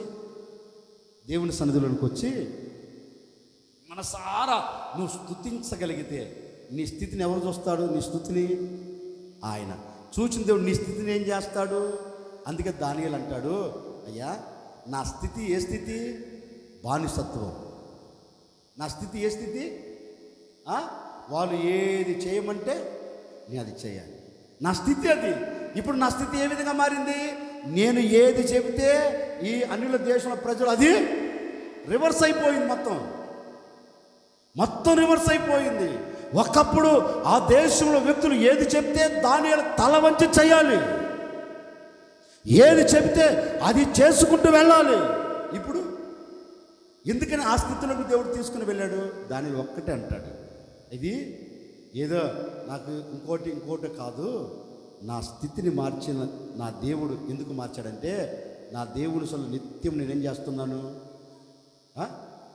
చెప్పండి గట్టిగా, నా దేవుడి సన్నిధిలో ప్రతికూలతలు కలిగిన అనుకూలతలు కలిగిన నేను నా దేవుడిని స్తుతించుకుంటూ వెళ్ళాడు కనుకనే నా స్తుతిని చూచిన నా దేవుడు ఇప్పుడు ఏం చేశాడు?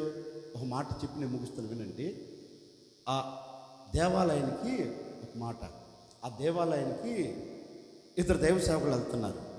ఇద్దరు దైవ సేవకులు వెళ్తున్నారు. ఎవరు? పేతురు, యోహాను. వాళ్ళకు ఒక అలవాటు. ఏ అలవాటు? 3 గంటలకు, మధ్యాహ్నం 3 గంటలకి దేవుని మందిరంలోనికి వెళ్ళి ప్రార్థన చేసుకునే అలవాటు. ఎవరికి? యోహానుకి. ఆ అలవాటు మనకుంటే ఎంత బాగుండే కదా. అలవాటు. తిన్నగా వాడు వెళ్తుంటే ఆ గుడి దగ్గర ఒకడు కూర్చొని వాళ్ళ వైపు చూస్తున్నాడు. ఎవరి వైపు? ఆ స్టోరీ అంతా చెప్పండి ఇప్పుడు నేను. వారి వైపు చూస్తూ ఉన్నాడు.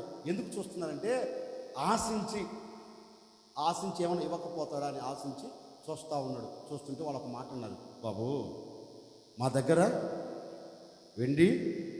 వెండి బంగారులు అయితే ఏం లేవు, వేసినానికి మల్లెపూలలాగా మేము బట్టలు వేసాం, కానీ మా జోబుల్లో వాళ్ళు అన్నమాట, మా జోబులో చిల్లర పైస కూడా లేదురా సామే, 1 రూపాయి కూడా లేదు, నీకు నువ్వు వెండి బంగారు ఏం ఆశిస్తావు, అందుకని మాకు కలిగినదే వాళ్ళు ఏం కలిగారు చెప్పరేంటండి? ఏం కలిగారు? యేసును వాళ్ళు కలిగి ఉన్నారు. యేసును వాళ్ళు ఎందుకు కలిగి ఉన్నారు అంటే వీరికి ఒక అలవాటు, దేవునిని చెప్పరేంటండి, దేవుని స్తుతించడం, దేవుని సన్నిధికి మొరపెట్టేలకు అలవాటు. అది అలవాటుగా మార్చుకున్నారు. మార్చుకొని వారు అన్నారు, మాకు కలిగినదే మీకు ఇస్తున్నాను రా బాబు అని ఒక మాట అన్నారు. రెక్కుంటాడా, ఇంక ఎంతకాలం ఇక్కడ పడి ఉంటావురా, ఇక నా పరిస్థితి మారదని ఎంతకాలం వేదన పడతా, ఇక నా జీవితం మారదు, నా బ్రతుకంతా కుంటితనమే, ఎందుకు కృంగిపోతావు? ఇదిగో నీ బ్రతుకును మార్చగలిగిన దేవుడు నీ ముందు ఉన్నాడు. నీ స్థితిని మార్చగలిగిన దేవుడు నీ ప్రక్కన ఉన్నాడు, ఎందుకు సందేహపడుతున్నావు అని ఒక మాట అన్నాడు. నజరేయుడైన యేసు నామములో కొంటాడా, లేచి నడవరా అన్నారు. అంతే. వీళ్ళు పట్టుకున్నది ఎక్కడ? చెయ్యి. వాడికి ఎక్కడ బలం కలిగింది? చదివారా? పట్టుకున్నది ఏంటి? చెయ్యి. వాడికి బలం కలిగింది ఎక్కడ? చీల మండలికి బలం కలిగిన మరుక్షణుడు వాడు దిక్కున లేచి నిలిచి నడుచుచు వారితో పాటు గంతులు వేయుచు దేవుని స్తుతించుచు దేవాలయంలోనికి వెళ్ళాడంటున్నాడు. ఎవరు? ఇక నా బ్రతుకు మారదనుకున్నాడే. ఎవరు? ఇక నేను మరల లేచి నడవలేను అనుకున్నాడే. ఇక నేను మరలా కట్టబడలేను అనుకున్నాడే. ఇక నేను పడిపోయిన స్థితిలో ఉంటాననుకున్నాడే. ఇక నా బ్రతుకు, నా జీవితకాలం అంతా ఈ విధంగా శాపయుక్తంగా మార్చబడుతుంది అని కుమిలిపోతున్నాడే. ఆ వ్యక్తిని దేవుడు ఏం చేశాడు చెప్పరేంటి? ఈ స్తుతించే ప్రజలు ఎప్పుడైతే వెళ్ళారో వెంటనే ఈ స్తుతించే ప్రజలతో పాటు కూడా వాడు ఏం చేశాడు చెప్పరేంటండి? దిగ్గున లేచి నడుచుచు గంతులు వేయచ్చు దేవాలయంలోకి ఎలా వెళ్ళాడంట? ప్రభువా, ఈ కష్టకాలంలో నుంచి నువ్వు నన్ను లేవనెత్తావయ్యా, నీకే స్తుతి అని దేవుణ్ణి స్తుతించుకుంటూ వెళ్ళాడు కదా. ఓ సేవకుడికి చెప్పనా, ఇదిగో ఆ రోజు వాడు దేవాలయం దగ్గర కూర్చున్నాడు, ఈరోజు మీరు దేవాలయంలో కూర్చున్నారు. వాళ్ళకి మీకు పెద్ద వ్యత్యాసమే లేదు. ఆడు బయట కూర్చొని నా బ్రతికింతే అనుకున్నారు, మీరు లోపల కూర్చొని చెప్పరేంటండి ఇంతే అనుకున్నారు కదా. ఓ సేవకు నిన్ను మనసుతో కోరుకొని మిమ్మల్ని ఆశీర్వదించాలనుకుని ఈ మాట మీతో చెప్తున్నానండి.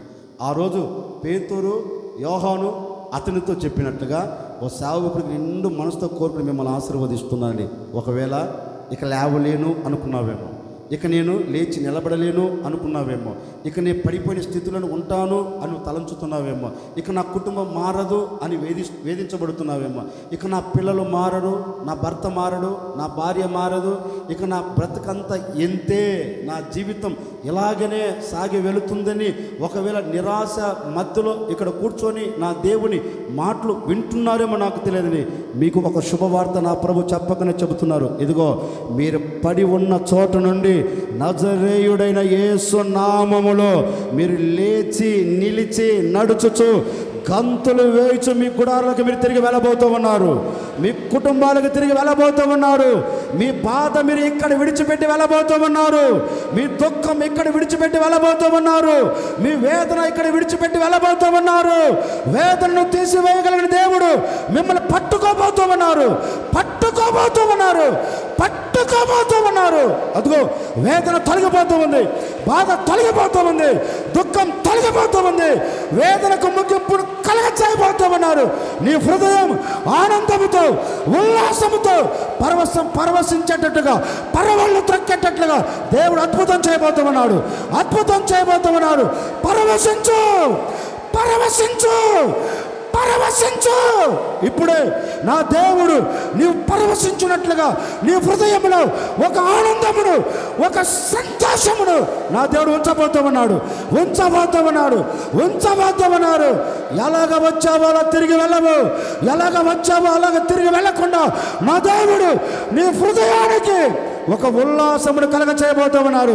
మరలా చెప్పేదను, మరలా చెప్పేదను, ప్రభువునందు ఆనందించు, ప్రభువునందు ఆనందించు, యెహోవా యందు ఆనందించు. నిన్ను ఉత్తేజపరచగలిగిన నా దేవుడు నీతో కూడా అడుగులు వేయబోతూ ఉన్నాడు. ఉజ్జీవపరచగలిగిన దేవుడు నీ ప్రక్క నిలుచమన్నారు. ధైర్యం తెచ్చుకో. ఇక మీదట ఎక్కడ నీవు బలహీనము కాకుండా నిన్ను నా దేవుడు బలపరచబోతూ ఉన్నాడు. శక్తితో నింపబోతూ ఉన్నాడు. శక్తితో నింపబోతూ ఉన్నాడు. ఆయన శక్తి కలిగిన కార్యం నీ గుడారం పట్ల నా దేవుడు నెరవేర్చి ముగించబోతూ ఉన్నారు. ఒకవేళ పడిపోయిన స్థితిలో ఇక్కడ అడుగు పెట్టావా, ఇక్కడ నుంచి నా దేవుడు నిన్ను లేపి నిన్ను నడిపించబోతూ ఉన్నాడు. లేపి గంతులు వేయేటట్లుగా అద్భుతం చేయబోతూ ఉన్నారు. ఈ దినము మొదలుకొని నీ బ్రతుకు దినములన్నిట నీ హృదయానికి, నీ కుటుంబానికి, నీ పిల్లలకి, నీకు కలిగిన సమస్తమునకు నా దేవుడు హృదయమునకు ఆనందాన్ని కలగ చేయబోతూ ఉన్నాడు. హృదయమునకు ఆనందాన్ని కలగ చేయబోతూ ఉన్నాడు. నీ హృదయం ఉల్లాసించున్నట్లుగా యేసుక్రీస్తుని జీవితం పట్ల ఒక నవనూతనమైన కార్యం జరిగించబోతూ ఉన్నారు. పడిపోయిన సమూహమా, కృంగిపోయిన సర్వజనులారా, నజరేయుడైన యేసు నామములో ఆజ్ఞాపిస్తూ ఉన్నాను. ఈ దినము నుండి నీ హృదయానికి నా దేవుడు ఆనందాన్ని కలగ చేయబోతూ ఉన్నాడు. నీ హృదయంలో బాధను తీసివేయబోతూ ఉన్నాడు. నీ కుటుంబం అంతా ఆనందకరంగా అడుగులు వేయినట్లుగాను సమాధాన కర్త అయిన దేవుడు నీ గుడారములో, నీ జీవితంలో అడుగుపెట్టి మీ గుడారాల స్థితులన్నిటిని నా దేవుడు మార్చివేయబోతూ ఉన్నారు. మీ పరిస్థితులన్నిటిని మార్చి వాటన్నిటి మీద నా దేవుడు మీకు ఆనందమును దయచేయబోతూ ఉన్నారు. ఆ ఆనందకరమైన జీవితం నీ గుడారములో నిలబడాలి అంటే నువ్వు చేయవలసింది ఒక్కటే. దేవుని ఏం చేయాలి? గట్టిగా చెప్పండి, ఏం చేయాలి? ఇప్పుడు దానియేలుని అడిగామనుకో, దానియేలు ఎందుకు ఈ బబులోను దేశములో ఆ స్థలములో కూర్చొని ఎంత ఆనందకరంగా అడుగులు వేయగలుగుతున్నావు అంటే దానియేలు ఒకటే అంటాడు, ఏం లేదండి, నేను నా దేవుని ఏం చేశాను, ఆయనను స్తుతించాను కనుక ఇప్పుడు నా హృదయానికి ఏం కలగజేశాడు, ఇదిగో ఈ దేశంలో నన్ను వర్ధిల్ల చేసి ఈ దేశంలో నేను ఆనందపడినట్లుగా నా దేవుడు ఒక అద్భుతమైన కార్యం చేశాడు. నా ముగింపు మాటలకు నేను కూడా మీతో చెప్తున్నానండి. దానియేలునే కాదు కోరుకుంటున్నాను, దానియేలునే కాదు, ఇక్కడ కూర్చున్న ఒక్కొక్కరిని దానియేలు కంటే నా దేవుడు వర్ధిల్ల చేయునుగాక. దానియేలుకి కలిగిన సంతోషము కంటే నా దేవుడు అధికమైన సంతోషం నీ గుడారములో నిలబెట్టునుగాక. ఇప్పుడు దానియేలు బబులోను దేశంలో ఎందుకు వర్ధిల్లాడు చెప్పండి? ఎందుకు వర్ధిల్లాడు అంటే పవిత్రతను కోరుకున్నాడు, ఆశించాడు, దానిని కాపాడుకున్నాడు కనుకనే అతని హృదయాన్ని చూచిన దేవుడు అతన్ని బబులోను దేశంలో ఏం చేశాడు? వర్ధిల్ల చేశాడు. ఇప్పుడు దానియేలు బానిసగా వెళ్ళిన ఈ దానియేలు స్థితిని దేవుడు ఎందుకు మార్చాడు? ఈ బబులోను దేశంలో అంతగా హెచ్చించేదానికి కారణం ఏంటి? అంతగా వర్ధిల్ల చేసేదానికి కారణం ఏంటంటే దానిలో ఒకటే అంటాడు, ఇదిగో నా పవిత్రత నేను కాపాడుకున్నాను కనుక నా హృదయాన్ని చూచిన నా దేవుడు నన్ను వర్ధిల్ల చేశాడు. ఇప్పుడు ఈ పవిత్రమైన ఈ హృదయములో నుంచి ఏమొస్తుంది ఏంటండి? మళ్ళీ మీరు అంటారేమో, అయ్యా మేము కూడా స్తుతిస్తున్నాం కదా. కాదు కాదు కాదు, మన పవిత్రమైన హృదయంలో నుంచి పవిత్రమైన స్తుతి అర్పణ చెప్పరేంటండి? హృదయంలో ఒకటి పెట్టుకుని యేసుప్రభు అంటాడు కదా, అరే బాబు వారు పెదవులతో నన్ను స్తుతిస్తున్నారు కానీ హృదయపూర్వకముగా నన్ను, మరి మీరు అలా ఉన్నారు నాకు తెలియదండి. ఒకటే గుర్తుపెట్టుకోండి, మీరు హృదయపూర్వకముగా నువ్వు ఆయన స్తుతించలేదు కనుకనే నీ స్థితి మారల. ఒకటే గుర్తు, ఇంకంతే ఏం లేదు. యేసుప్రభు అన్నాడు కదా, వారు పెదాలతో స్తుతిస్తున్నారు కానీ మనసుతో వారు, నేను అంటానండి, నీ పవిత్రమైన మనసుతో ఈరోజు ఒక నిర్ణయం తీసుకోండి. పవిత్రమైన మనసుతో నువ్వు హృదయం తెరిచి, ప్రభువా నేను నిన్ను స్తుతిస్తున్నానయ్యా, నా స్థితిని మార్చవా అని ప్రభు పాదాలు పట్టుకొని అడిగితే, ఇదిగో ఈ దినము నుండే దినదినము దేవుడు నీ పట్ల చేసే ప్రతి కార్యమును మీరు చూడబోతూ ఉన్నారు. ఆమేన్ అనేదానికంటే నేను పవిత్రంగా బ్రతకాలని కోరుకోండి. మన నేనంటే ఒక మాట చెప్పనా, మన సంఘానికి వచ్చింది ఎందుకంటే పవిత్రంగా చెప్పండి, పవిత్రంగా బ్రతకాలనే కదా వచ్చేది, పరిశుద్ధంగా బ్రతకాలనే కదా వచ్చేది. మరి అపవిత్రమైన హృదయంతో దేవుని సొంత ఎందుకు అడుగు పెడుతున్నా? అపవిత్రమైన మనసుతో దేవుని పాదాల చెంత చేరి ఎందుకు నిలిచి ఉంటున్నా? ఆ అపవిత్రమైన దాన్ని అంతా ఈరోజు తీసివేయండి. ఇదిగో ఈ మధ్యాహ్నం సరిగ్గా 12 అయింది, ఈ మధ్యాహ్నపు వేళ దాన్ని తీసివేయండి. ఈ మధ్యాహ్నం నుండే ఆ రోజు 3 గంటలకు ఎవరికి? ఆ కుంటోడికి 3 గంటల నుంచి ఆనందం కలిగింది. ఇగో ఈ 12 గంటల నుంచి నా దేవుడు నిండుగా ఆనందాన్ని మీ చేతులకు అప్పగించబోతూ ఉన్నాడు. పరిశుద్ధంగా ఉండాలి అని కోరుకున్న ప్రతి ఒక్కరికి నా దేవుడు ఆనందాన్ని ఇవ్వబోతూ ఉన్నాడు. ఈరోజు కోరుకోనండి, తప్పక మీరు దానిని అనుభవించే కలిసి తిరిగి వెళ్ళబోతూ ఉన్నారు. హల్లెలూయా. 2 మాటలు మీతో చెప్పా, 2 మాటలు. ఒకటి, పరిశుద్ధంగా బ్రతకాలి అని కోరుకొని కాపాడుకున్నాడు కనుకనే దానియేలు ఆ దేశంలో వర్ధిల్లాడు. దానియేలు మనస్ఫూర్తిగా దేవునిని స్తుతించాడు కనుకనే ఆ దేశంలో వర్ధిల్లాడు. నిశ్చయముగా నా దేవుడు దానియేలు వలె మీరు పవిత్రంగా బ్రతుకుదురుగాక, దానియేలు వలె మీరు దేవుణ్ణి స్తుతించెదరుగాక. దానియేలు వర్ధిల్ల చేసిన దేవుడే మిమ్మల్ని అందరిని వర్ధిల్ల చేయునుగాక. లేచి ఒక చిన్న ప్రార్థన చేస్తాను త్వరగా. మెలకువతో విసముఖములో సజీవ సాక్షినై కాపాడుకొందును. మెలకువతో హల్లెలూయా యేసయ్యా నీకే స్తోత్రమయ్యా, హల్లెలూయా యేసయ్యా నీకే స్తోత్రమయ్యా. మహాగణుడవు మహోన్నతుడవు, పరిశుద్ధ స్థలములోనే నివసించువాడవు. మహాగణుడవు మహోన్నతుడవు, పరిశుద్ధ స్థలములోనే నివసించువాడవు. వినయము కలవారిని తగిన సమయములో హెచ్చించువాడవని, వినయము గలవారిని తగిన సమయములో హెచ్చించువాడవని. నీవు వాడు పాత్రనై నేనుండుటకై నిలిచేయందును పవిత్రతతో. యేసయ్యతో చెబుదామా? నీవు వాడు పాత్రనై, ఓహో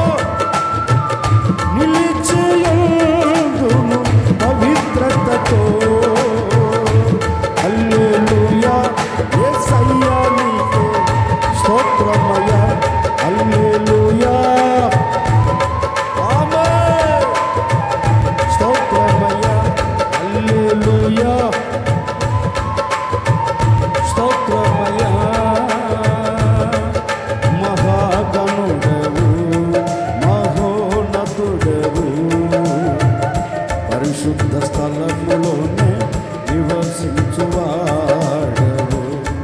కృపా సత్య సంపూర్ణమై మా మధ్యలో బిగ్గరగా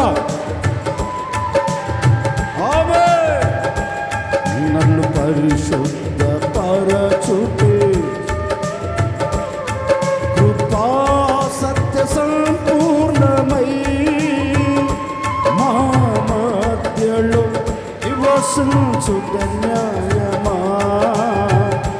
నన్ను పరిశుద్ధ పరచుట నిధర్మమా. యేసయ్యా యేసయ్యా యేసయ్యా యేసయ్యా యేసయ్యా కృపా సత్య సంపూర్ణుడా. కృపా సత్య సంపూర్ణుడా. కృపా సత్య సంపూర్ణుడా. కృపా సత్య సంపూర్ణుడా. కృపా సత్య సంపూర్ణుడా.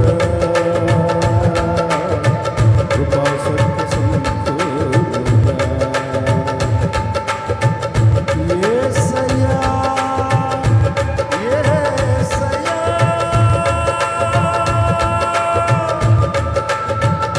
యేసయ్యా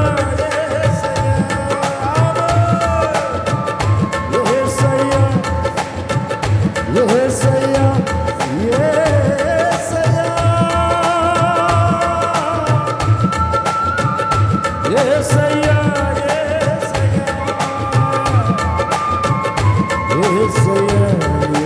యేసయ్యా ఆరాధన నీవయ్యా. యేసయ్యా మేము పరిశుద్ధతను కోరుకుంటూ ఉన్నాం. మా హృదయములో, మా దేహములో, మా శరీరములో ఎక్కడ అపవిత్రత లేకుండా మమ్మల్ని మేము కాపాడుకుంటాం. వర్తిల్లొచ్చు.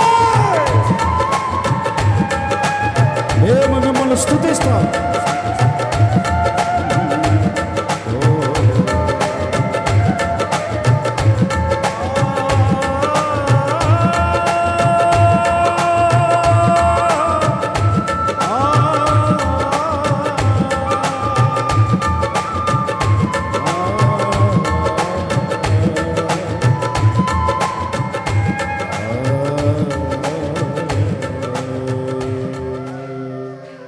ఒక చిన్న నిర్ణయం తీసుకోండి. ఆశ్చర్యకరుడా మీకు స్తోత్రాలు చెల్లిస్తూ ఉన్నాను. మీరెంతైనా సర్వశక్తి కలిగిన దేవుడు.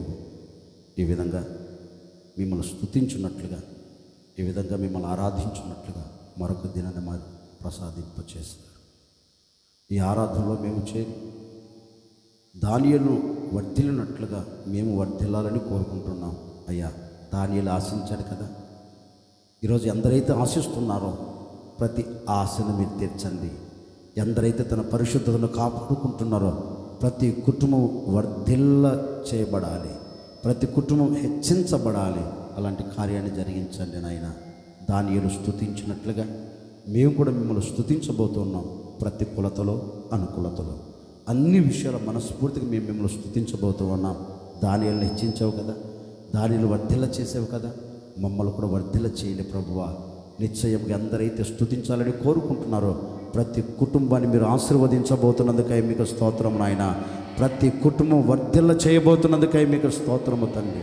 అలాంటి ఘనమైన కార్యాన్ని మీరు జరిగించి ఈ ఘనమైన నామమునకు మహిమ తెచ్చుకోమని ఇప్పటి వరకు కృష్ణుడు మాతో నిలబెట్టినందుకే స్తోత్రాలు చెల్లిస్తూ నజరేయుడైన యేసు నామములో అడిగి వేడుకొనుచున్నాము తండ్రి.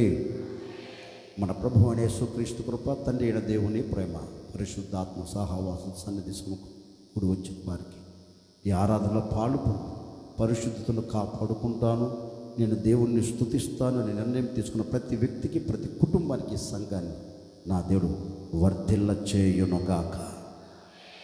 ఆమెన్. శబ్దం గట్టిగా ఆమెన్, ఆమెన్.